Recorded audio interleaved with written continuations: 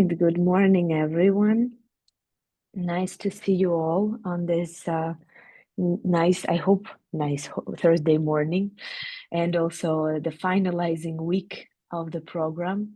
I think that there is no better topic as sales, marketing, and business development to kind of put the cherry on top, so to speak. And we're happy to host again to have as a guest of honor Alex Fine, who was already giving a really nice workshop, and we really received positive feedback on how to be a better CEO. Now let's go into more CSO, probably Chief Sales Officer mode, and speak more about, well, the thing that Alex knows also the best, which is marketing and business development. As usual, I'm asking you to turn the camera on and your mic off so that you will not distract anyone. And also, in case you have any questions, comments, or you want to share your stories, also put them in the chat, and I will moderate probably after each of the section or each of the slides, so that we will kind of be on top of the game in here. If you haven't still renamed yourself, please add your company's name to your Zoom name so that it will be seen. Well, that's just a reminder. Will be with me forever, I guess. All right, with this being said, Alex, I am passing the word to you, and let's start this exciting one morning adventure. Yeah. Hi everyone. Hi again. That's our tradition to speak every 6-8 weeks. Okay, so today we'll talk about business, sales, but not only. Hopefully you remember where we left it off last time. So we're talking generally about CEO role, what you do, what's important, how to focus, where to focus. In the end, you're building a company is business is about making money. With all the great ideas of changing the world for the better, it's still about sales in the end. Just very simply and brutally. So sales is the king, but not the only one. So there will be very few slides today in the presentation. It will not only be about sales, it will be about multiple things, because it's important to understand the context, and sales doesn't work in isolation. So I will present you about 5 or 6 slides, and then we'll be very much open for your questions. So that's a slide that was missing last time. So I'm putting it here today. And by the way, you can see that it's slide number 12. So I just started adding this to my previous deck. Will be a collection of slides eventually. So just a few words about me. I graduated from Moscow Institute of Physics and Technology in 2001, which is 24 years ago. Master degree in biophysics, then been 4 years in education, teaching maths, educating teachers. So managing quite a significant departments in maths and physics. And then, to my surprise, found myself in sales. I was not looking for sales job, but I found the one. And then there was a journey across companies, kind of inheriting one each other, and through the countries and continents. So I moved to Israel 2010, South Africa 2012, and then to UK 2017. That's where I'm based now. Ended that part of my journey as EMEA sales director for cloud platform sales at Ingram Micro, which is the largest IT distributor in the world.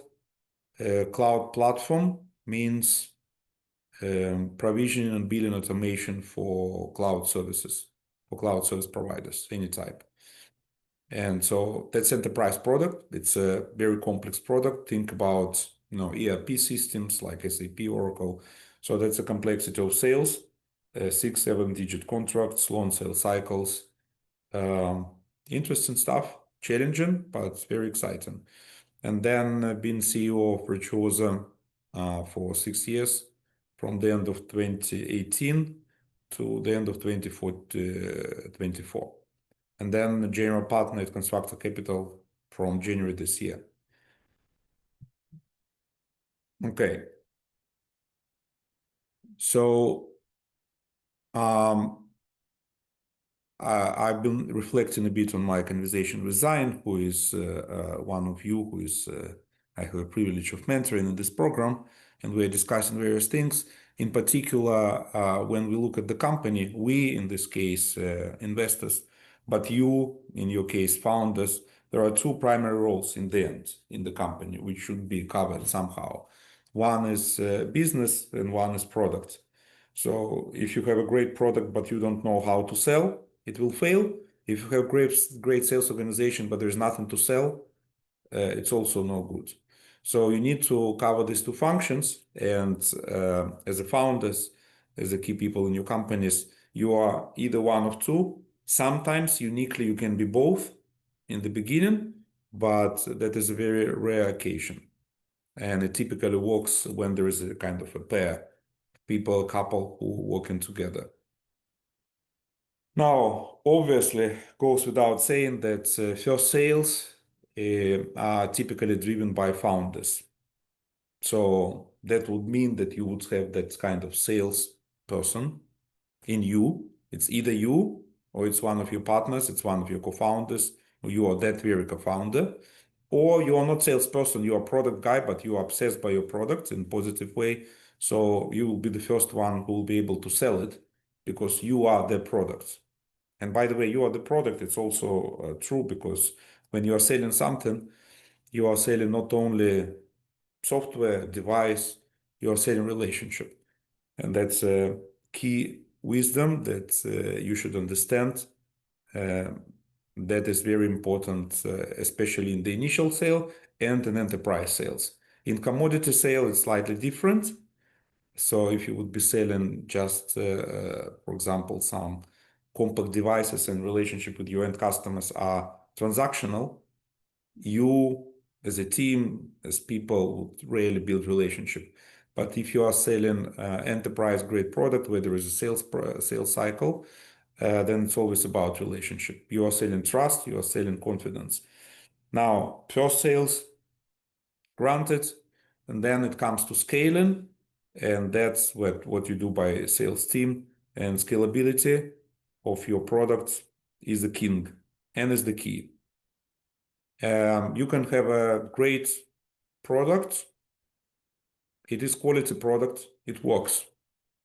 It might be even priced well, although that's a complex question. But if you don't know how to sell this product or services, the same for this matter, in high amounts, ever growing, exponentially growing in the first at least 5-7 years of your business, then you don't answer the key question. So scalability of your business is absolutely the key. Absolutely. If you don't think about this, it's very difficult to raise investments. If you don't have any idea of how to multiply your sales from 1 to 10 to 100 to 1,000 to 10,000, so on. Again, it's an example. I don't know the scale of each of your business, potential scale, who you are selling to. Sometimes 10,000 can be, impossibly high number. Sometimes it's just the initial figure for the first few years. But that scalability path, and that's a journey that you should build with your sales and business organization. This is absolutely key. If investor doesn't believe that the business is scalable, that you have a go-to-market, that you understand how you're going to sell, it will be a very difficult decision to give you money. You can be genius, product will look well, it will feel well, it will provide great user experience, great customer experience, but you don't know how to scale, it's a big problem. So, and this is what you solve, and this is what you address with the building right strategy, planning, sales organization, and then execution. Now, important, and we'll get to this kind of business 101, is to understand your business setup.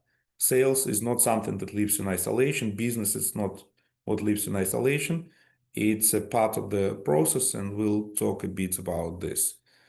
all the parts of your business, customer-facing parts, especially they should be working well in a great synergy.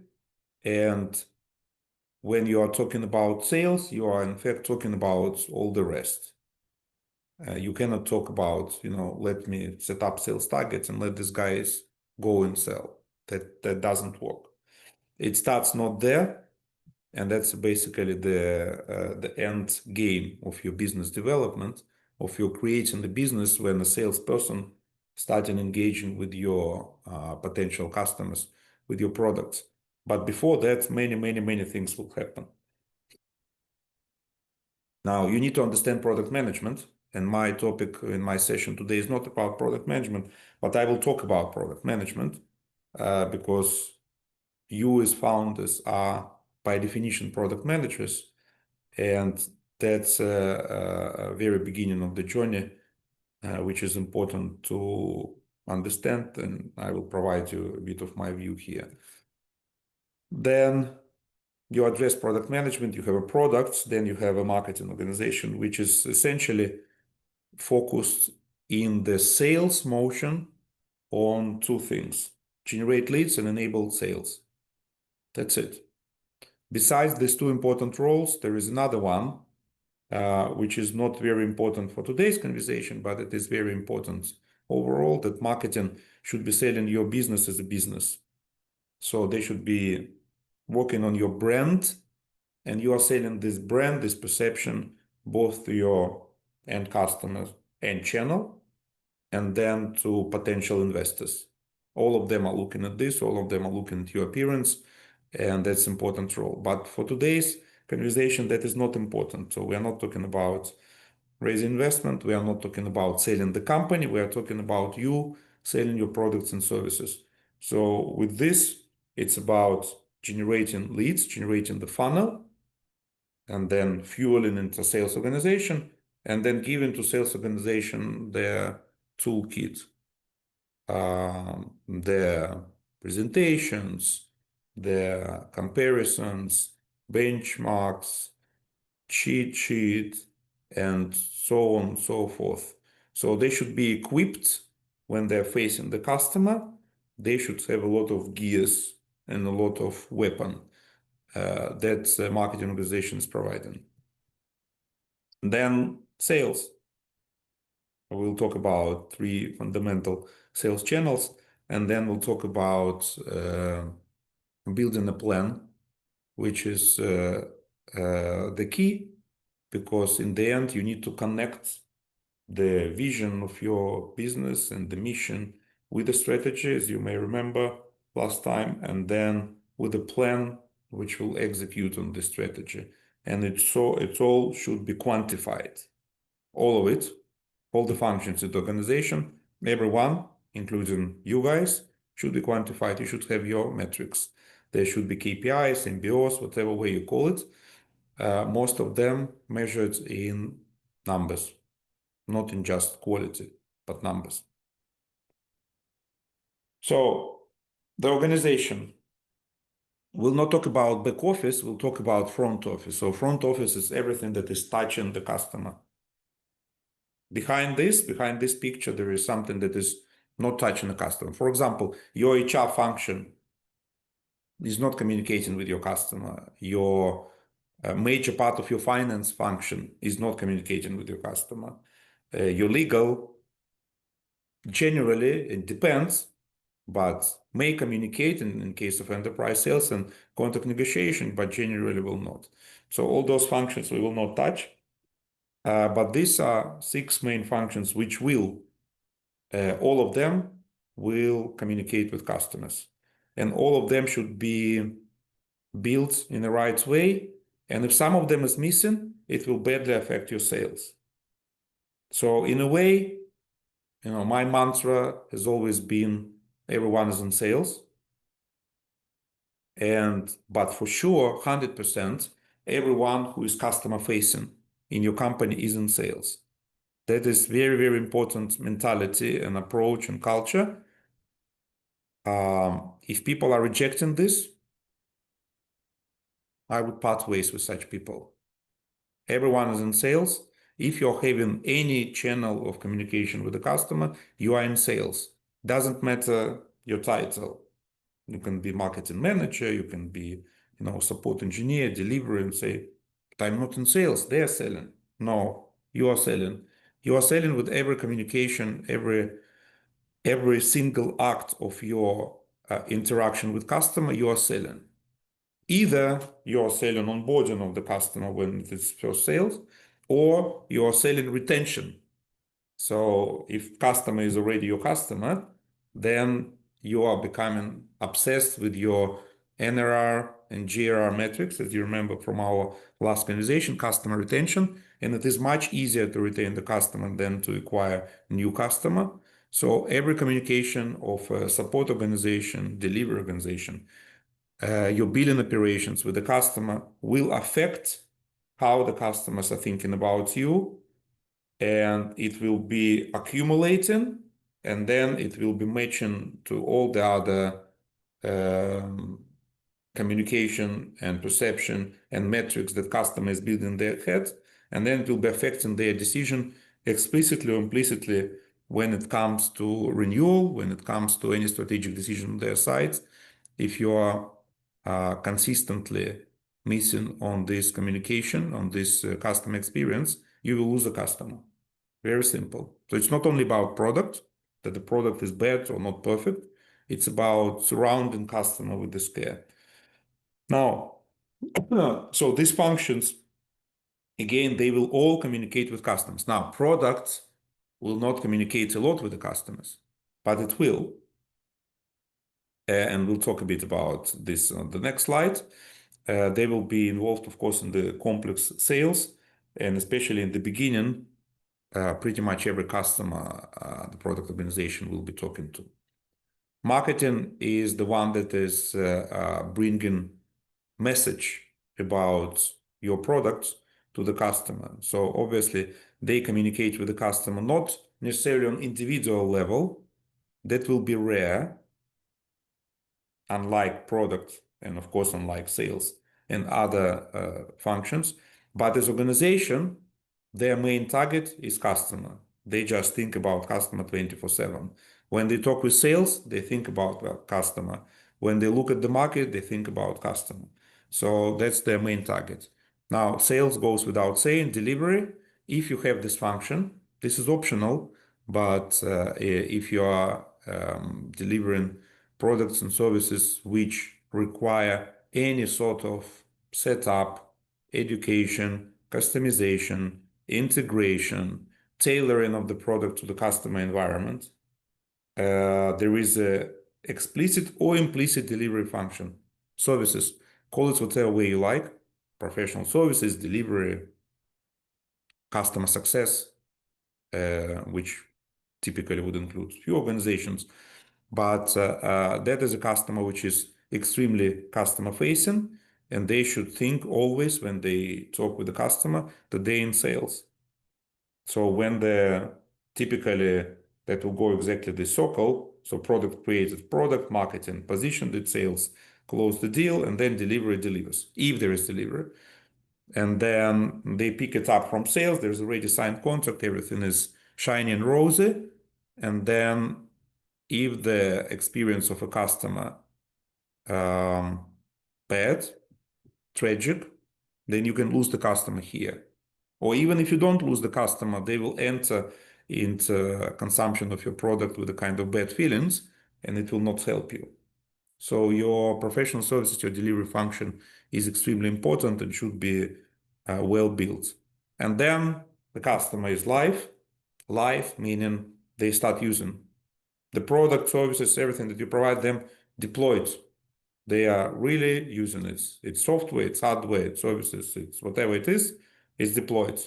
So then there is support organization, support is sales, obviously. So ongoing communication between customer and your company will be with support. So what else is support? Of course, it is sales. Support is retention function, but support can also be and should be as much as possible your upsell organization. So built-in customer interactions, built possible upsell scenarios into support workflow. Look at GoDaddy scenario with the 7,000 people in support organization as of a few years ago. That engine was not just support, bug fixing, or well, not bug fixing, but addressing the issues on the customer side. But that was and is a massive upselling organization.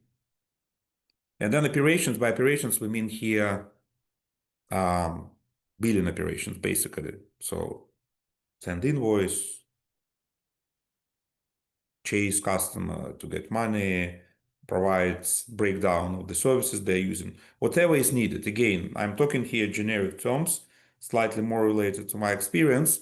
Sometimes it will be, extremely simple, but if you are selling something which is a bit more complex than simple, this is also important part of relationship, and this is also sales because it is a touch point with the customer, and customers can be getting extremely frustrated if you cannot properly bill them or explain what you are billing them for, why, and they will be arguing. And this is also, by the way, related to product management back, because the product should be built in a way that the pricing is comprehensible and easily understandable by everyone in your organization and by customer. So these are 6 touch points, and all of them should be taken right. And all of them is basically part of your informal sales organization. And this is important. When you think about business development, it's not just sales, not your salespeople. It's everyone. Everyone who is customer facing is in sales. Everyone who is not customer facing, they're facing customer facing people.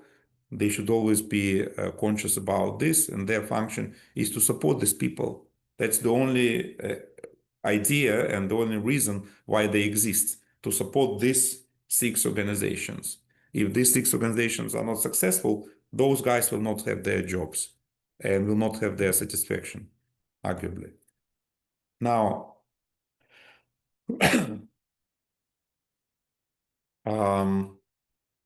marketing organization is, as we said, so this is just some very, very simplistic but important organization.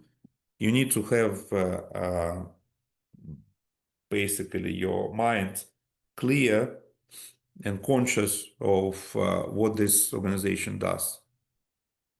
Essentially, it builds the pipeline directly and indirectly, and it helps sales.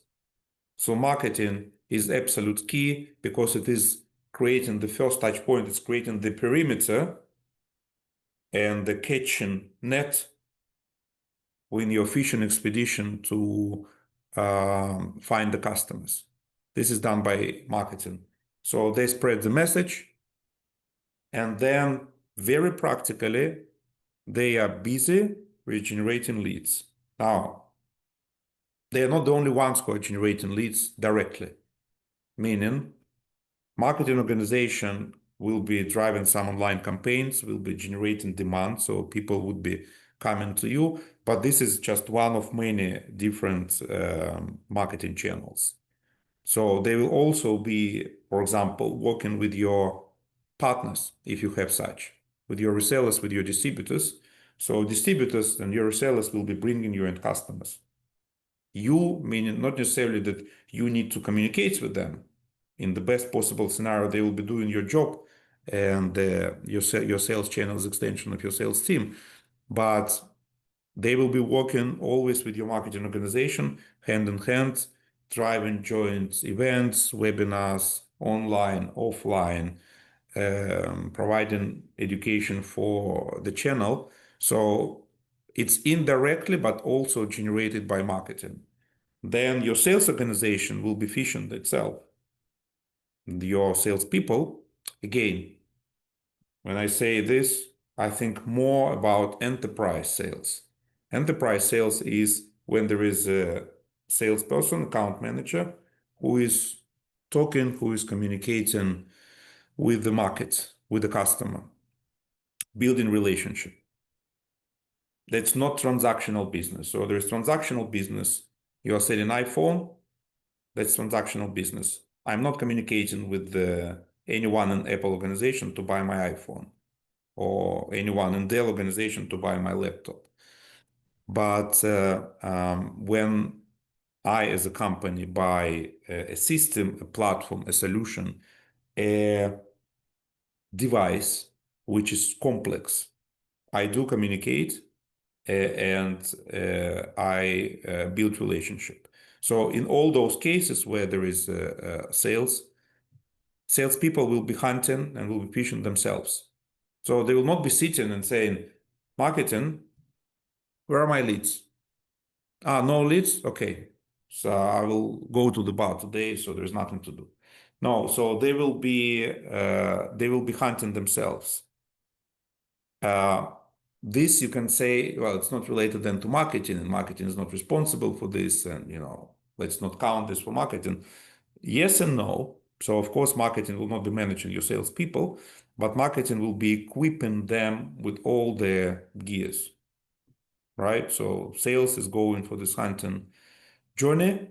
They should be fully equipped by your product marketing, which is providing them all the necessary presentations, data sheets, white papers, comparison benchmarks, as we spoke about.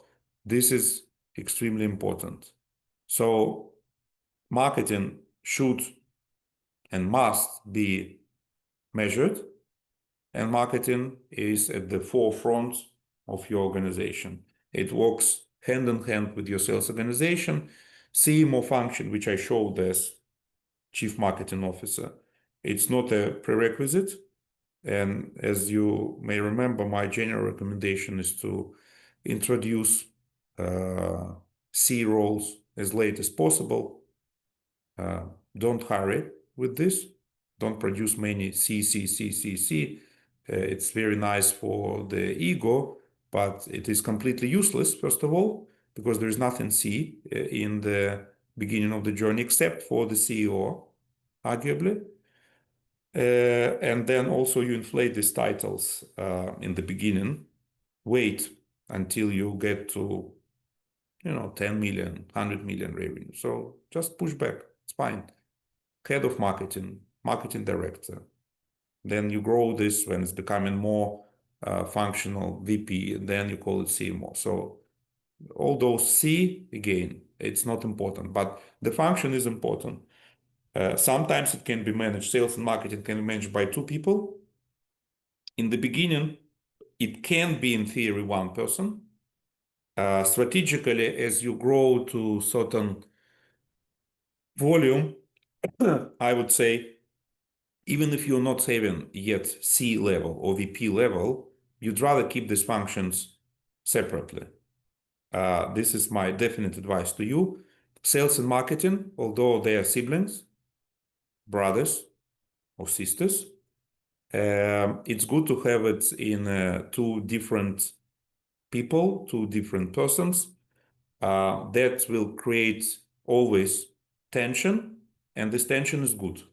It should be healthy tension. Of course, it shouldn't be toxic, but it should be a partnership of people, independent people, working across the same KPIs. And again, making sure that their KPIs are matching each other is basically your best guarantee of success. But then have it independent functions, someone marketing, someone sales.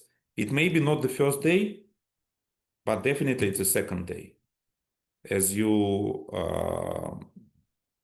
you cannot develop basically a business without marketing. So someone will be marketing. Someone will, even if he or she is not called marketing, it will be marketing person, and then or people, and then these people should be covering these two functions. So again, awareness, first one, practical, very explicit, very specific events to generate demand. And these events include your online marketing. It is just ongoing, continuous event. Every day tweaked, every day something happening. But this is also including your one-off events, such as webinars, whatever interactions, one to many.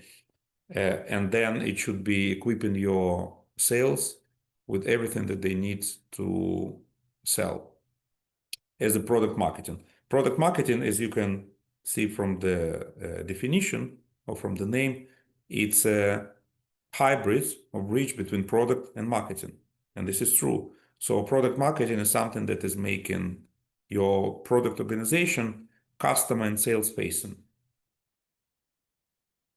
This is important because product by definition will not necessarily be creating, and again, there can be different points of view, different schools of thoughts.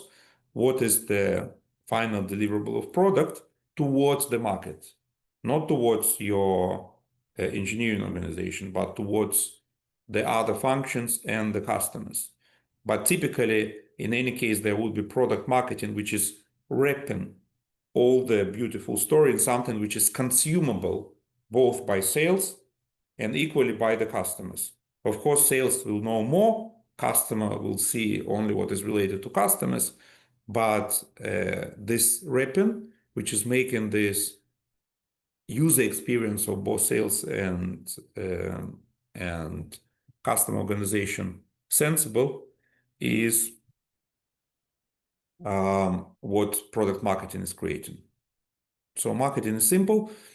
That's a joke. Marketing is very much not simple. Marketing is key to your success, and it's reasonably difficult to find great people in marketing. Try to consult with experienced professionals. If you are not a marketer yourself, you must engage someone who understands marketing in your hiring process. Don't be shy. Come to us. Come to your friends who understand this field. This is complicated. And complicated also often because marketing is not measured properly or not measured at all. And so when things go south, marketing will be the first to blame.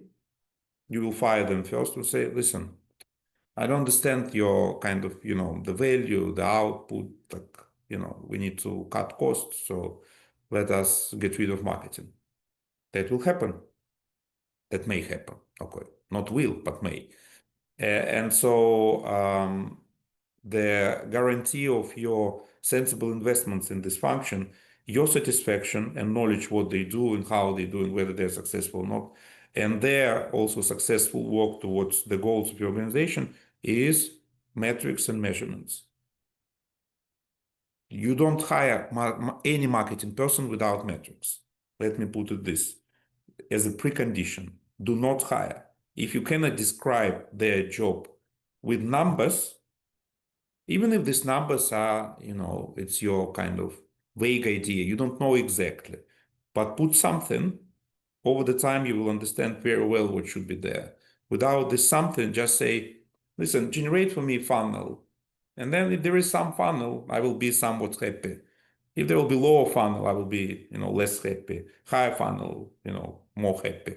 That's not a definition of the job. Measure. Tell them I need to have that number of leads, that number of events, that number of engaged customers, that conversion from leads to opportunities, and so on and so forth. Product marketing as well can be measured both on the number of the collaterals that they're creating, but also on the quality, which can be measured then in using them in converting your leads into actual sales. Now, very simple slide. Sales channel. This is the gateway to scalability. And effectively, there are three. You see, life is very simple. First one is direct. You started as a founder-driven sales. You go sell, you enjoy it, you understand it, you interact with the customer. Then your capacity is filled because you need to do some other things as well. Although you may enjoy sales, maybe you don't, but you should to the extent. But you are, anyways, you have many, many things on your plate. Arguably, the most important is your team. as we spoke about last time again. But you cannot scale. You are a bottleneck. The only thing that you can do well is to create initial traction, create actually some first proof of concept that actually it is sellable, can be sold. People can buy it. Moreover, people can use it.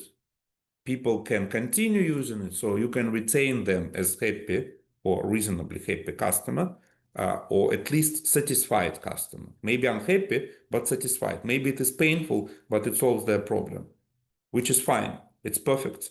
Because in the beginning, your products will be not of iPhone quality. It's fine. First 1, 2, 3 years, that's okay. But if it delivers the value, that's fine. Now, you do not scale. So you do not scale, you solve it with the hiring your first sales guy. You call John, John, let's go and work for me. And John works for you, full-time sales, and he can sell 10, he can close 10 deals a month, 1 deal a month, or 100 deals a month. Depends on what you do. Okay, that doesn't scale. So your one John will provide you with the, 100,000 new sales, $100,000 a month of new sales. Let's put this number. And that's number which is kind of like random number, but it is not random number. When you will be thinking about hiring your salespeople, you will need to think about the ROI. You cannot hire a salesperson who will cost you $100,000 to bring you annual sales $50,000. Right? That's illogical. So you're basically generating loss. You should hire your salesperson who costs you $100,000. In general, rule of thumb, in great sales, it would be 10x. So 100,000 to bring 1 million sales. Isn't it too much? No, it's not too much, because the remaining 900,000 will be feeding all your organization. You need to pay salaries. So, okay, so he filled in his capacity, he's selling, it's good. And it is done, it's not scaling anymore. So you start hiring second, third, you start building hierarchy, you start building sales organization. Good, doesn't scale. I mean, the limit is number of your salespeople. That's it. Every salesperson can close X sales a month or a quarter, and every salesperson can manage Y ongoing existing customers. That's it, with quality. So if you have 100 customers, it may require 1 account manager. Now, when you think about sales, you may think about so-called hunters and farmers, which is arguably a good model, which means hunter is the one who is going and shooting, basically signing new customers. They're hunting. They're bloodthirsty. They love this. They love come to someone who is not even suspecting that the happiness is around the corner, and just capture, embrace, and sell them and make them happy. And then there are farmers who are taking existing customers and maintaining a relationship with them, keeping them happy, making sure that the company is retaining this customer, but also, very importantly, upselling. Any new service that you are creating, either scaling this extensively, meaning you can sell more seats to the customer. They buy from you 1 device, you sell them 2 more. They buy from you 5 users of your software, you sell them 10 more. This is extensive. And then intensive, when you are selling more functionality. So you sold them a product, and then tomorrow you released new feature set, which is premium, call it advanced, whatever, pack, which you decided to price separately as add-on. It's examples, guys. I cannot guide you without knowing your business, whether it makes sense. It may be completely stupid. But sometimes relatively often it does make sense. So there is a basic product, there is some additional premium features. So you would be upselling this. So it doesn't change the number of users. You sold them one device, it is the same device, but you enhance its functionality. Or you sell them 5 user seats for your software solution. It's the same 5 users, but now using more. They were paying $10 a month, now they're paying $20 a month. Great. So all of this is done by a farmer. Hunters, farmers. Your direct sales force. Farmers and hunters can be in one person. Often it is, and often it is not. And there is no prescriptive scenario what is better. In the beginning, most likely it can be blend. As you scale and you can build distinct functions separate, hunters and farmers, it may split. And there are some people who are naturally great in hunting. They just thrive in this. They are bored to death when they have to deal with the same customer for years. They want to hunt and more and more and more blood. And also they are thinking about their compensation is built the same way. And there are other people who say, listen, I'm great in customer relationship, but I don't like this, hunting. It's like too torturous. It's like too, I don't know. I just don't like it. But I'm good in keeping customer happy, in solving escalations, in upselling them something. That's a farmer. And then you have, these two different kind of people. I've been in my life, most of my sales career, at the both levels when I was individual contributor. So I was hunting and then I was managing these customers kind of for years. And then you're becoming very close friends. It's this relationship that goes beyond, business and that lasts forever. Even when you change job or they change job. But that is enterprise sales. When you're selling some, high ticket solutions, it makes sense again. And this is one of two equally well advocated solutions. Now, this is all direct sales. Nice, great. The limit is number of your people, right? The sales that you can generate in your direct sales, it's number of your people times X. That's it. That's a limit. Now, how do you sell? How do you scale to infinity? Now, building your direct sales organization, it is part of the answer of the first question, which is the most important question. How are you going to scale? That will be part of your story. You'll say, okay, so this is my model. I'm going to sell to that type of businesses. One sales guy will cover, will bring me, 10 customers a month. So then I will hire first, second, third, da da da da da da da. Good. Okay, fine. That's the first journey. And then, investor will be testing you, and you will be testing yourself. Okay, that's, when you have 10 people, 100 people, do you want to build 1,000 people organization? What's your journey? How do you scale? Because you and us, we want to see you infinitely scaling. Conversation about your most brave ambition being, I want to reach one day in 10 million sales, $10 million in sales.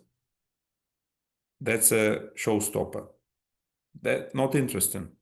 Should be not interesting for you. Definitely not interesting for investor.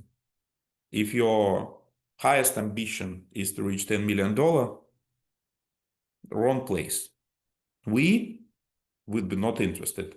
Most investors, 99%, I don't know who would be happy, 99% will be unhappy. So you should have a journey, you should have a view how you grow at least 200 million. I mean, it may sound crazy, but less doesn't make sense. So you should build something which is huge. Now, to build something which is huge with the direct sales organization is impossible. Well, it is possible in some cases. Okay, it's not impossible, but in some cases, in rare cases, it's possible. So we are coming to the channels now. So this is called sales channel in the middle. Direct is also a channel. It's your internal channel, direct sales. What are your sales channels? My sales channels are direct, indirect, and OEM, 3 sales channels. But generally, people would call channels only these 2, indirect and OEM. So indirect is what is called distribution, resellers, partners, even to the extent affiliates, although that is kind of weird creature. But that is a true path to infinity, because here you start basically kind of multiplying, because here your organization is start managing these partners and each of these resellers, and reseller is the one who is selling to end customer, that's a definition, and distributor is someone who is selling to a reseller, that's a definition. You may see different definitions, but I would recommend stick to those. So now instead of your salespeople, your direct sales account managers, hunters, whatever you call them, you have a different type of creature in your sales organization. It's called partner manager. So with this, you started scaling. So now your sales manager, who is a partner manager, is not having a relationship with end customers. She may, via the partner, via reseller, but generally would not, and definitely would not manage relationship with them an ongoing life cycle. So then this one channel person would be managing 10, 20, 50, 100, or 5, depends on complexity of this channel partner. So now instead of your salesperson, individual direct salesperson, you have a reseller. Basically, think about your reseller, a good reseller, as one salesperson, right? So imagine your one salesperson, direct sales, can sell to 10 customers. So your reseller, equal caliber to your salesperson, would also sell to 10 customers in the same period of time. Good. So then, and resellers are legion. Resellers are a lot. Depends on your vertical, depends on your industry, but like in general, in IT world, resellers are thousands and tens of thousands, lots in any kind of sensible geography. So now, instead of managing customer, you're managing reseller, and then your salesperson is a channel manager, and this channel manager, instead of managing 10 customers, he can be managing 10 resellers, and each of these 10 resellers is selling to 10 customers, so this channel manager is actually managing 100 customers. Okay, that now we are talking. So you applied a multiple of 10.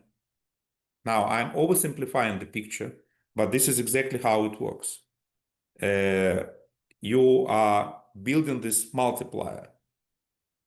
So then your answer to me, how you're going to scale, will say, listen, that will be this way. We'll be selling directly to the top tier customers. The most complex sales, difficult to delegate. Even if it will go through channel, we'll be driving it ourselves. So the deals of 100,000 and more, we should take direct. But the deals of 10,000 to 100,000, it is scalable. We can bring this knowledge to the channel, we can educate them, they can sell. So you will be hiring channel managers, and each of the channel manager will be bringing you a multiple of what your individual salesperson can deliver to you. And here we start really scaling, because again, there is a semi-infinite number of resellers in the market, and you understand what's your capacity, you understand how much they can sell, you understand who they are, what they are, which is all extremely important questions. And then you build your channel sales organization, and then they can basically cover the entire market, right? Now, also you should think about, when you have a direct salesperson, you need to onboard the salesperson, you need to educate the salesperson, and this salesperson should start hunting, should start looking for the customers, and he may not have relationship with those customers. Sometimes he will. So you will hire someone who was selling 25 years to exactly customer base that you're targeting, and he knows everyone. He starts selling. Okay, easy peasy, although it's not. But then mostly you will hire a salesperson. He didn't work exactly with your vertical, with your product, with whatever. So they will need to build it from scratch. Now resellers, their value and their asset, their main asset, is relationship with their customers. While they can be hunting for new customers, but a good reseller will have hundreds or thousands or tens of thousands customers. This is great because they, when they're onboarded to your product, they understand what and how to sell. They will be coming to this customer and say, listen, I have a great new solution for you. You know me, I'm your trusted advisor. Why don't we try this? So they're not wasting time on building relationship, looking for potential fit. It's already there.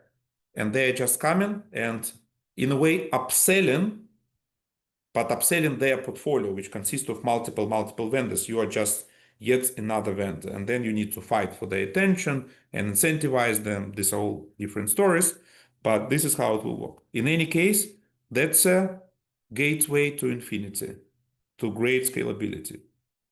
Now, between you and these resellers, there is another one, multiple, which is called, or multiplier rather, which is called distributor. It works the same way. So think about this, that your channel manager can manage X relationship.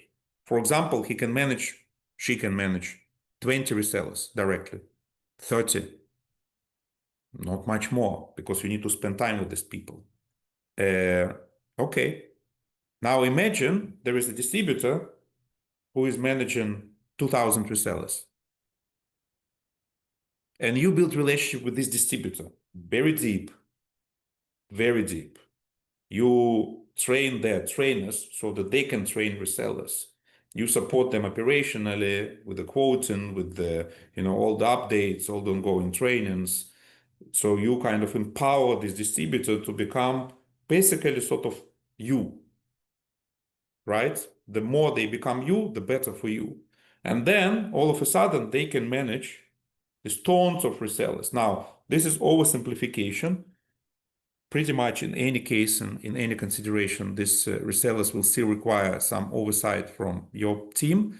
But here, then you may have, if there is a distributor in between, who will be managing most of the relationship with these resellers, you will still need to have someone who will be working with these resellers, maybe deliver training or whatever, ad hoc support. But here, then you can have 1 to 100. So remember, we were saying if you are working directly with resellers, it will be 1 to 10, 20, 30. If you're having distributor here, your channel person, your reseller manager. So you'll have the distributor manager, and this distribution manager can manage 1, 2, 3, depending on the amount of work, distributors. And then next to them, behind them, with them, there are these channel managers, reseller managers. They will be managing, for example, hundreds or few hundred resellers, because there's not much to do with each of them, right? And now you are scaling basically to the entire market. So the way for you to cover entire market is very simple. Engage. I'm talking about example, again, related to my practice, which is IT software, which is typically going with this channel, this or that way. And then you select few distributors who cover your territory, your market, your niche, your type of customers who you sell to. And then through them, you target all the resellers. Very simple. Of course, nothing is simple, but that's an idea. And in all your businesses, think about channels. Can be non-traditional channel.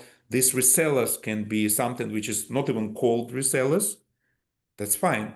Find someone who is selling something to your target customer, who already has relationship with them, trust, billing relationship with them, procurement relationship, delivery relationship. Come to them and say, listen, you're already selling to these customers. I'm having exactly the product for the same group of customers, which is nicely complementary to all the other products which you're selling. Why don't you start providing the services as well? And all of a sudden, they're becoming your reseller and the best reseller.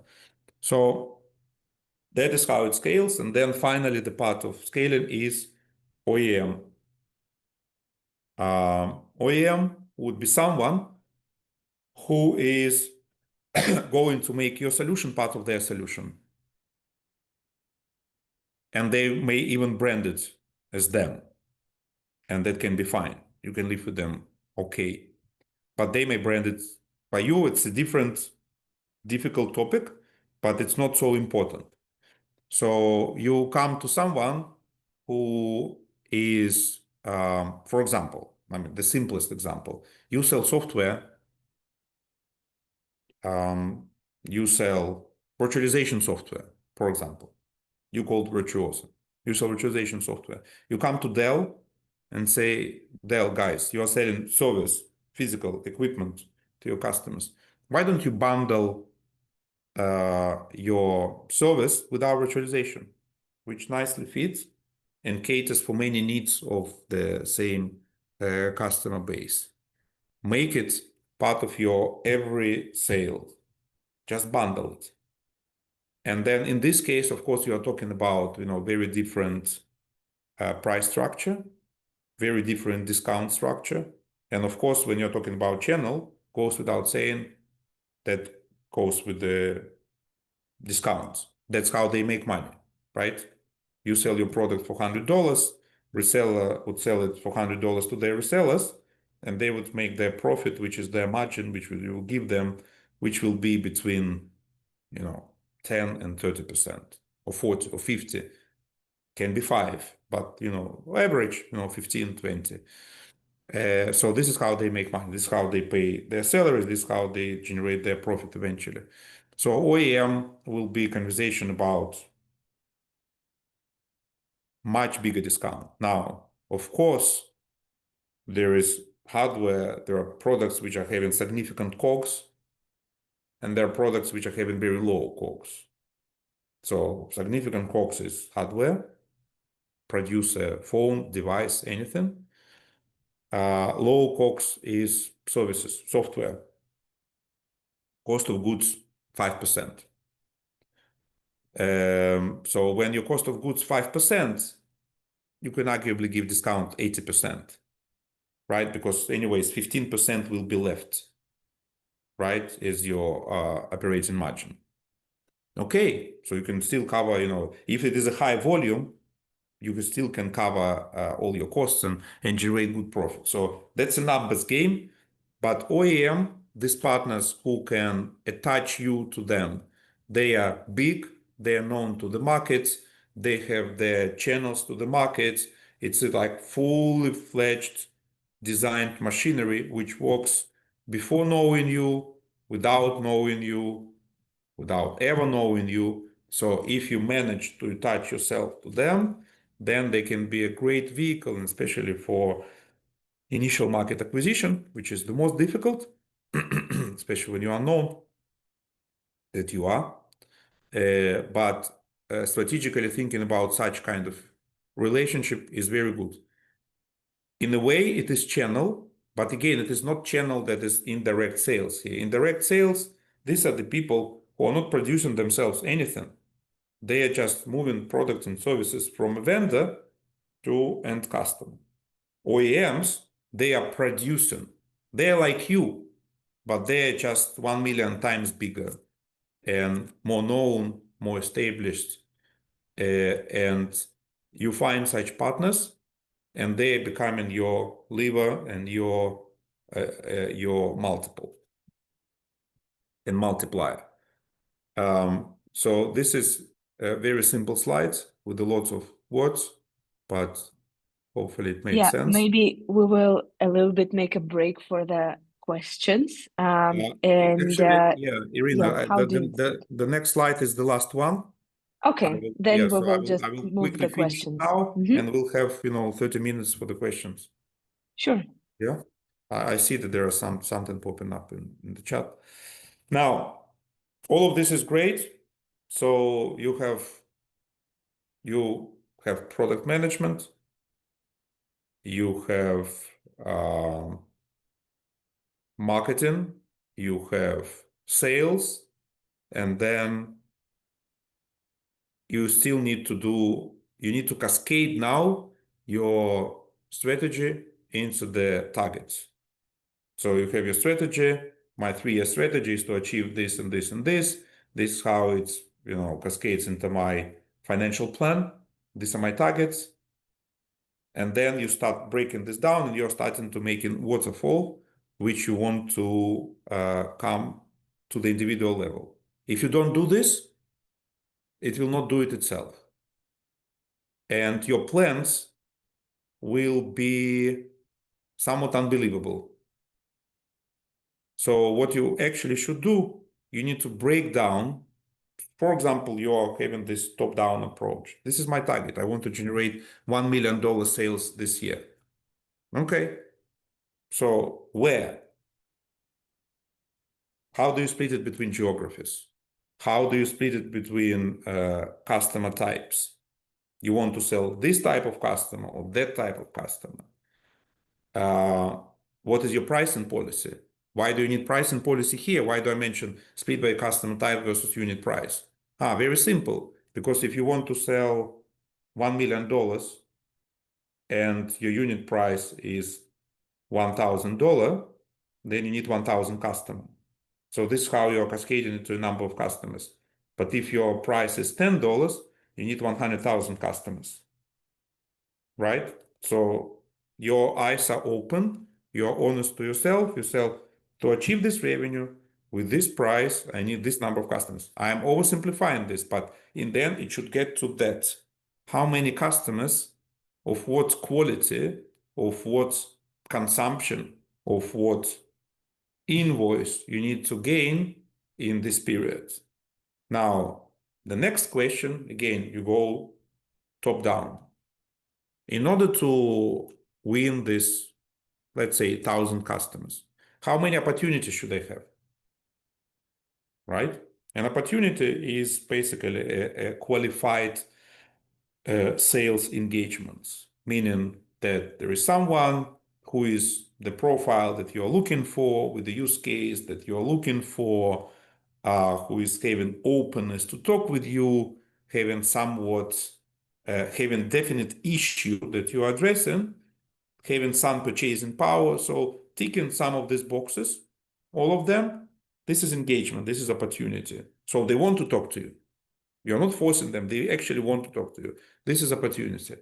Now, how many opportunities do you need to close 1,000 customers? You will not know in the beginning, but 3,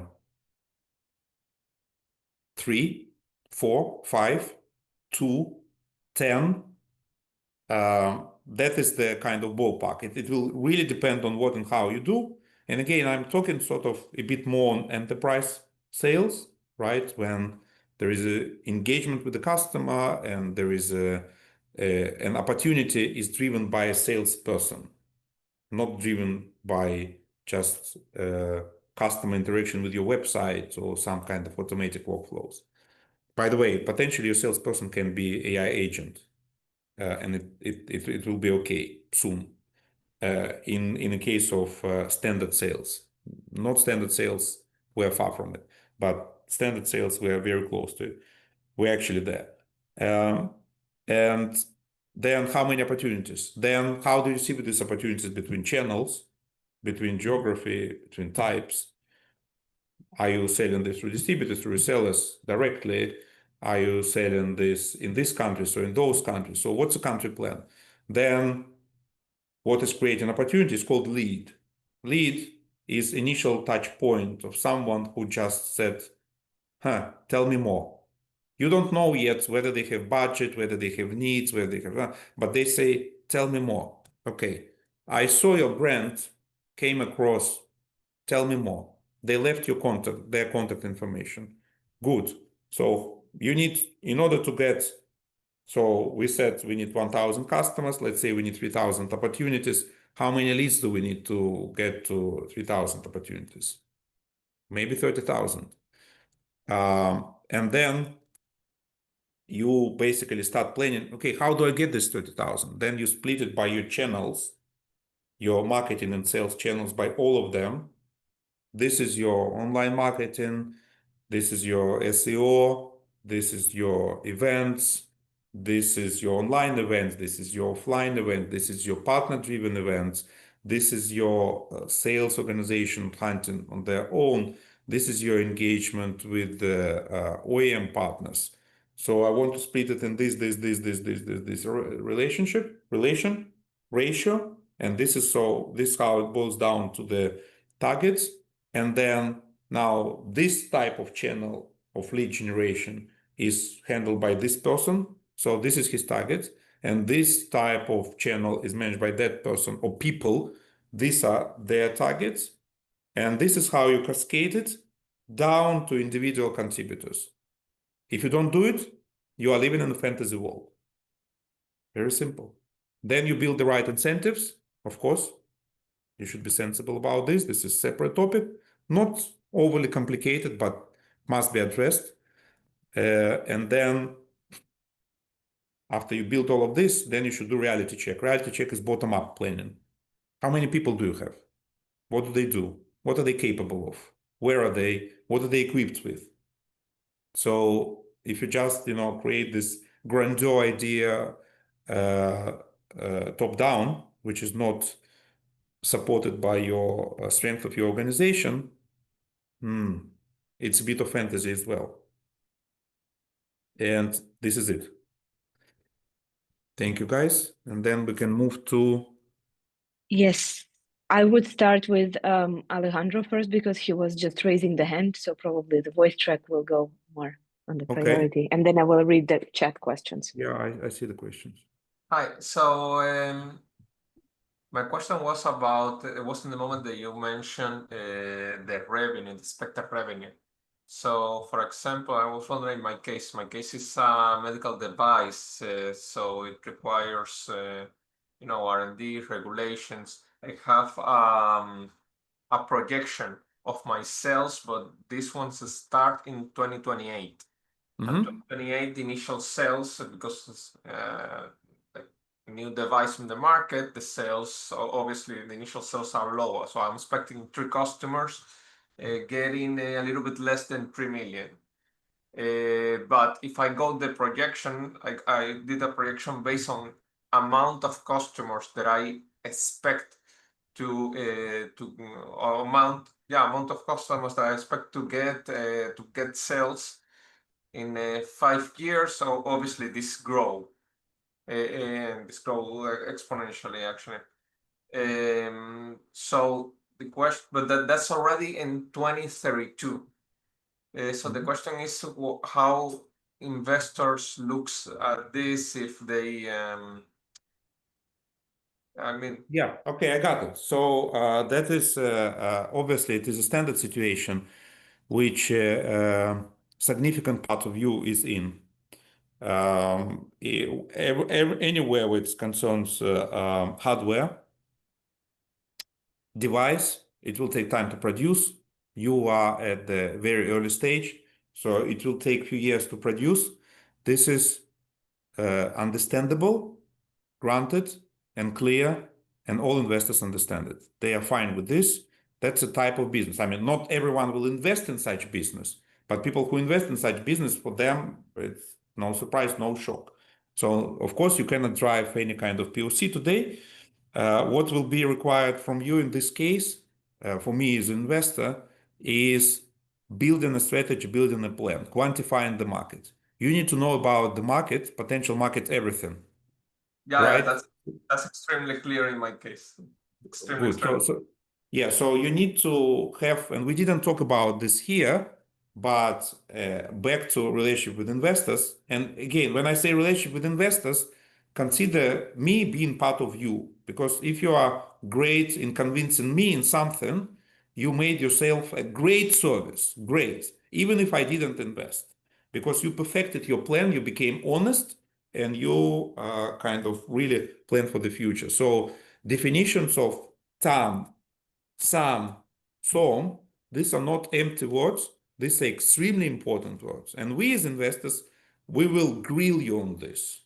We'll ask you about every number, every country, examples, profiles. You need to quantify. You are selling these devices. Who are these? Is it clinics? Is it universities? Is it diagnostic centers? What are they? How many of them in this country, in this city?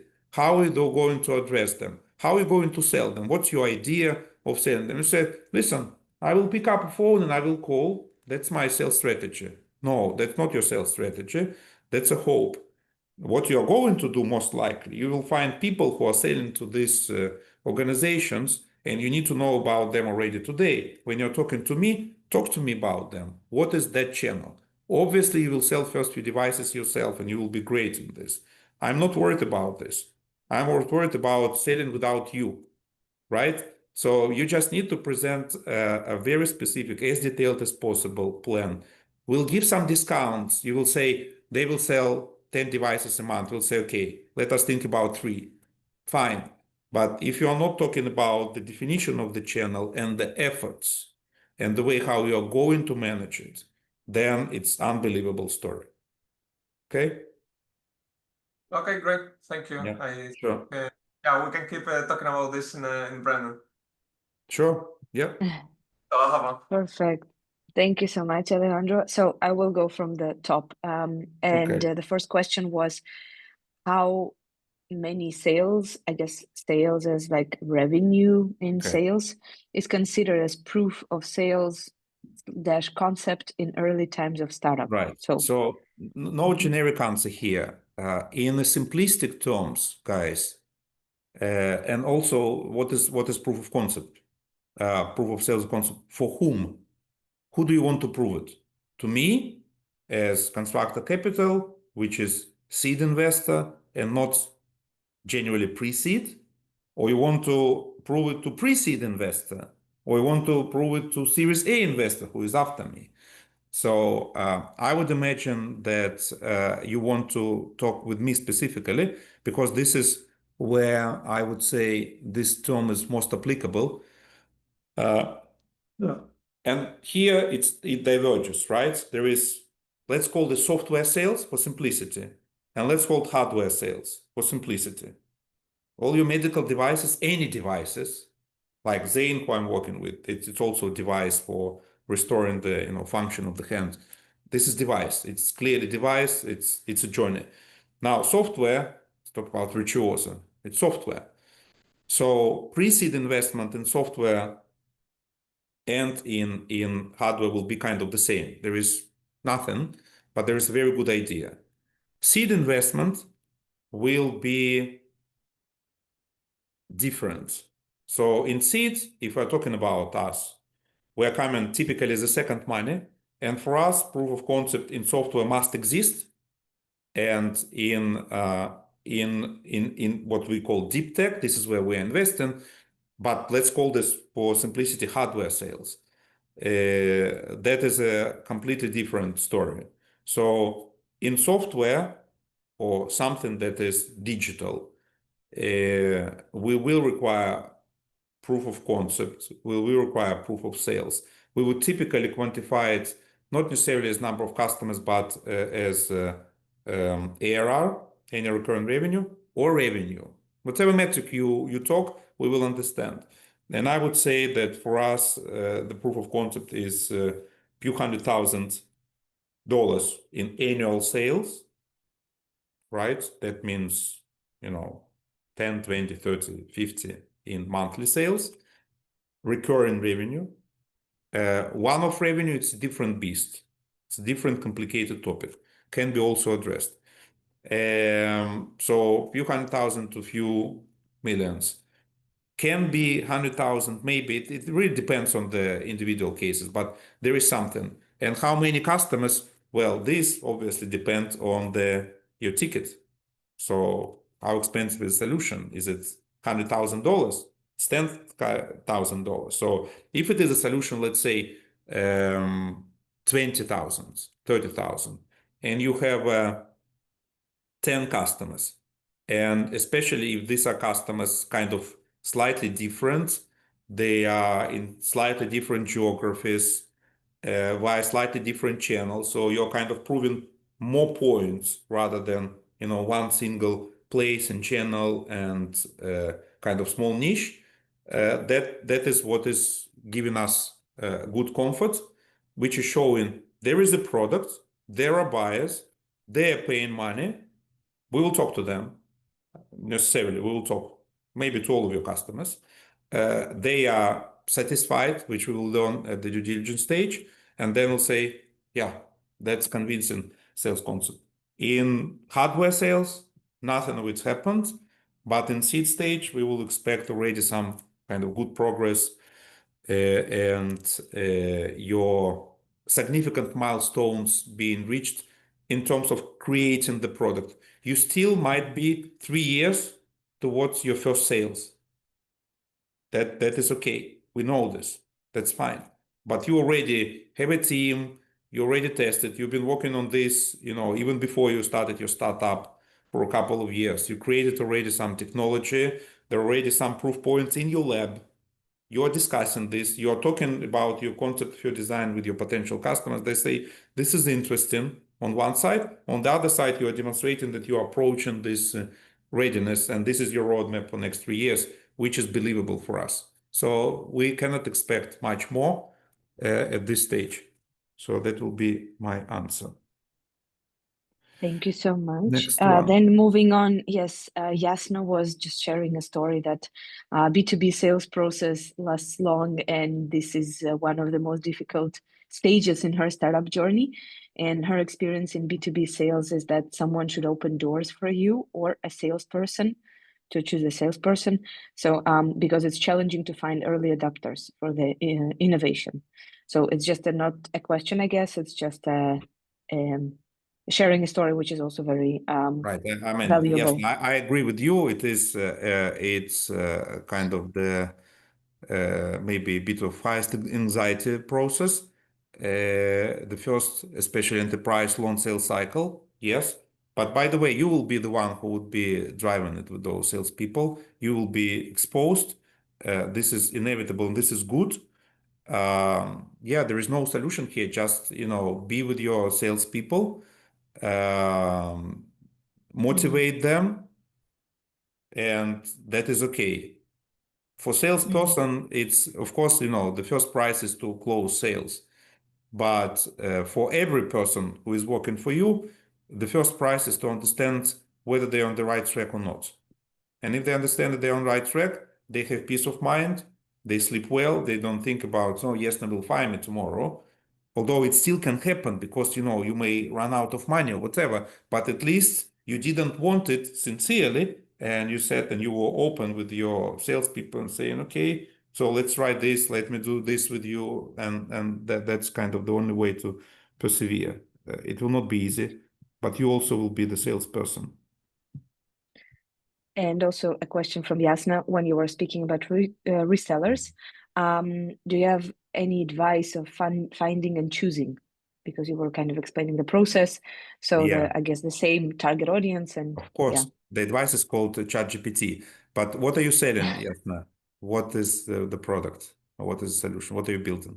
I'm selling a scientifically proven solution that develops soft skills and basically saves a budget and allows a very advanced reporting and progress tracking for HR in companies. So Okay. my target groups are companies that already know value of investing in soft skills.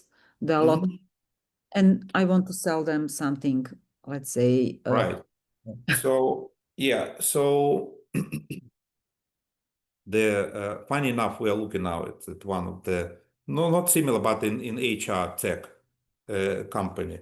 And just by coincidence, I happened to learn, and I just was invited with my prospect startup to attend the event in London. There is a massive industry around HR tech, which you should just jump into, where there are tons of solutions for all sides of life within HR. You need to just get to know them, get to know vendors who are providing various services to HR, and then they will tell you how they're selling and what are the most effective channels. I will not know myself for you specifically what it will be, but the two ways for you to know is A, talk with the vendors like yourself, B, talk with HR people, not like yourself, but your potential customers. Ask them, how do you buy? How do you make decisions? What are your channels? Where are you looking to? Convince someone that, this is something that they may really need and they will benefit from. And then ask them, where would they look for such solutions? Again, slightly generic advices, but this is really what you will have to do. I understand. While you were presenting, I already checked GPT a bit, and I found few companies like they are offering some softwares for HR, which is different, like for calculating salaries or things like that, but Yeah. they're present.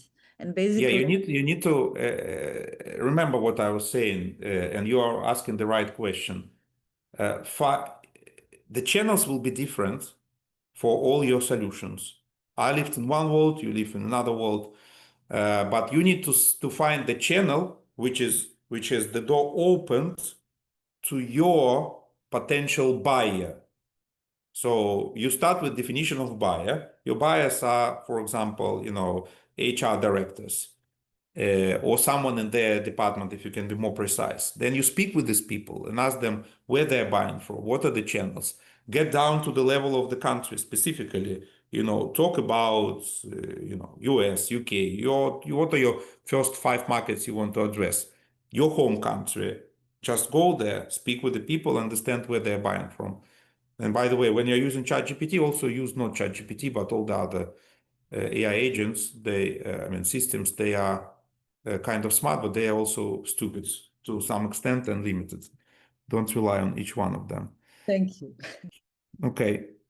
Yeah, Vitaly. let's go to Selim, who is asking about what is general margin range, industry standards for resellers in cloud business, and also margin for people who get introduced to you by the customers or to get the customers introduced to you. I didn't understand the question, but I guess the other way around, like, so for resellers, let's start like that. So you're looking at Vitaly? No, it's Selim, so globalizer. It's Okay, yeah, I above. missed. Sorry, yeah. Okay, what is general margin range for resellers in cloud? Okay. No, yeah, no, that's okay. That's relatively simple. So the margins in cloud business, I would say it depends. Again, we need to dive in, but the least you would expect 10%, 15%. That would mean that it's relatively straightforward. Not basically the higher margin, the higher personal involvement people on reseller side should have in order to close sales, the higher margin you can give them. You should give them. You must give them, otherwise they will not agree. Because in the end, think about this. It is extremely simple, very simple, straightforward. Your reseller is going to sell your products. Your products cost $1,000. They will sell 10 products a month. So on this, they will generate $1,000. How many people do they have to do this? Let's say it is one person. So basically, one person will generate from your product $1,000 a month. And they will start thinking, and this person will have to spend on this, let's say, half of his time. And he costs $50,000 a year. Strange maths, doesn't add up. Now, think about different situation. The same person, 50,000 a year, he will spend 20% of your time, so which costs 10,000. Now, he will be selling 10 solutions, but now you are given the margin 20%, so it will be $2,000, right? So $200 margin on each. They sold. So 1,000 is the price, 200 margin. They sell 10 devices, 10 solutions a month. So their margin for reseller is $2,000. So annually 24,000. And this guy cost the time that he spent cost $10,000. Okay, so 14,000 left. Now we are talking. This is the exercise that they will be making. The profit for the reseller as a business after they spend time of a salesperson in reseller to sell your product should make sense, right? And this is how you will make your kind of math. Yeah. What about the OEMs? This is a digital product, so they will think like they will ask for as cheap as possible. Right. So how will you handle this OEM pricing? This is very different situation. So in OEM, there will be presumably and arguably there will be no family. There will be no engagement of the salespeople, right? So they will somewhat automate it. They will bundle it or automate it. They will sell large volumes. Here it's becoming financial. Well, that was also financial conversation, but it's like very different financial conversation. So they will push you for the highest possible discount. And again, we should look at kind of what is, where is, and what exactly they will be buying. But for you, it just should make sense in terms of you calculate also your cost of sales. Now, even if you're a cloud provider or if you're a cloud software provider, you have cost of sales. Your support organization is your main cost of sale. If you have any services attached to your product, this is cost of sales. These are two in software business, not in cloud provider business, but in software. You are a software vendor. These are the two most important, the key, it's 90% of your cost of goods sold, COGS. So if you say that your COGS are 8%, and then the rest is basically your operating margin. This is what you spend on your organization. This is what you spend on your sales, on your salaries, on everything. So this, and again, it also depends on the stage of your project. If it is very early stage, you might be tempted, and if you want to acquire some customer, you might be tempted to give a bit higher discount in the beginning. But if it is a OEM partner for whom that is still relatively small volume, then you can push for lower discount so that you can gain, or you can give them higher discount but higher prepayment because you actually want more cash in this stage of your life. You actually don't care what how much margin you generate. If they prepay you today $1 million, but it is a very huge volume, it doesn't matter. You have today $1 million, it expands your runway by 6 months or whatever. You will do great things. You will possibly find similar partners. You will increase your valuation before the next round. You are good. So you just manage this spread between your gross margin and what is left after you give them discounts. That's it. Then I cannot give you more generic answer. One more question. If you go after OEM, you are losing your brand. For early startup, which will you prefer? Like going after your brand or just having as much as clients? Yeah. So first of all, OEM doesn't mean losing your brand, not necessarily. Sometimes it does, sometimes it doesn't. So sometimes they'll say, listen, I don't want to display globalizer in my product portfolio. It will be my OEM brand. Sometimes they will not care. Now, for you, it is a trade-off indeed between building a brand and money. And in this case, I mean, again, it's difficult to give a generic answer. You need to dive in, we need to dive in, but you need to basically weigh these two things. What do I need more now? Exposure, and exposure to whom? Do you actually need the exposure to the end customers in order to do what? Because maybe just acquiring this customer and building reference among such OEMs as this customer is your biggest reward at this point, bigger than you exposing your brand to the end customers, right? That can also be trade-off. Then you're having recognition among the OEMs plus money versus your brand awareness for the end customer. And then you need to compare and you need to see what moves you kind of closer to your goals. It's a very good question, and there is no simple answer, but very good question to ask yourself. All right, we have 2 more questions. Let's make it really quick. First is more like, I guess, an opinion, a story from Vitalis. Yeah, let me just wrap it up to make it Yeah. easier to consume. So basically, it's regarding the statement like a sales lead, which is I appreciate, I absolutely agree with that, yeah. But on another side, it's when like a coup or kind of takeover is happening, and how to like balance it out. Because if everybody is sales, yes, it's great, but literally it like disrupts the product by any chance. And then I think it's just a human dynamics, but yeah, really interesting to hear your thoughts about this. So what was the issue with everyone in sales? The issue is that in Germany, there is a binding contracts, and you can literally just hire a bunch of guys, make a PowerPoint presentation, and fulfill it with I don't know, some wag job or something, yeah. And then if somebody will not proceed using your services, but will forget to cancel your contract, they will be still obliged to pay. That's easy as it is.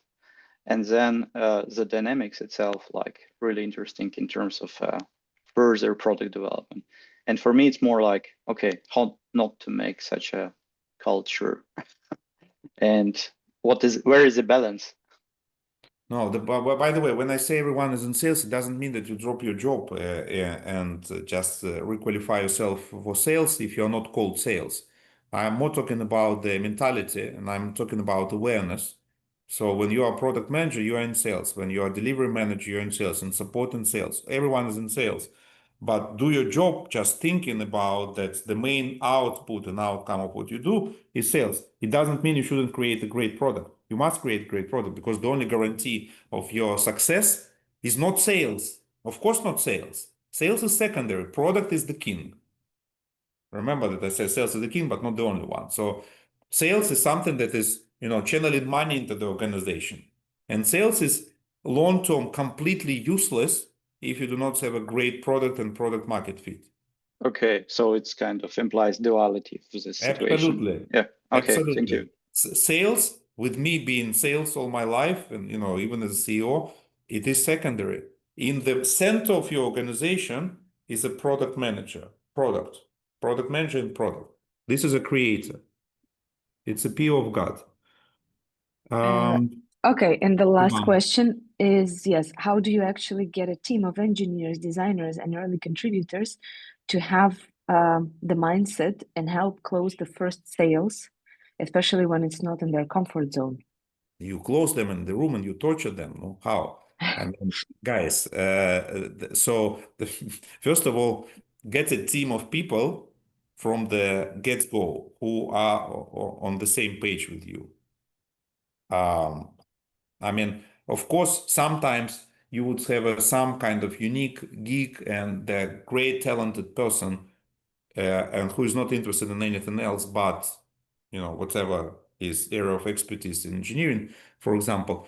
But even in those people, all of them naturally are interested in being successful. And for them, success is very simple. They don't count money. They don't think how what I do will convert, I developed number of codes or the design of the solution, or I made experiments and I assembled the solution, how it translates directly through the, value chain into the dollars. But they're interested in only one thing, that they did something, they created something that someone is actually using, enjoying, and having benefit from. That's it. That it is human. When I do something, I want to see, if I do it for my kids, I want to see that, it's beneficial for them. If I create something, I want to create something which is useful and helpful for some people. So they definitely want this. So just motivate them. Maybe you may not force them, you are in sales, you're in sales, you're in sales. No, but you are in a company success. So find the language which will resonate with them. But I'm telling you, for you, that everyone is in sales, and you must instill it in the organization, maybe with the different tweaks for different people. They must be in your customer success, and they want it. I never saw in my life an engineer who says, let me develop something. I don't care if anyone uses this. I don't know. I didn't see. And people are developing some kernel, some very, very deep things, which only 20 people in the world can develop and understand. They are interested in the solution that is built on top of this thing to be usable. They're just shining. You are telling them customer success stories. They are smiling. They are happy. This is their happiness. So, all right. Well, I think Thanks. that's a very nice wrapping up comment also to make everyone motivated and everyone is in sales. Thank you so much, everyone, for even staying 6 minutes more. As usual, I am asking for your feedback from the workshop. So please just click the button and I will come to you also with a link another time. Wishing you and also wishing Alex a nice day ahead. Thank you so much for joining. Alex, thank you so much for your input in early in the morning. And yes, see you around and have a nice day, everyone. Thank you for participation. Thank you, guys. Thanks a lot. Thank you. Bye-bye. Thank you.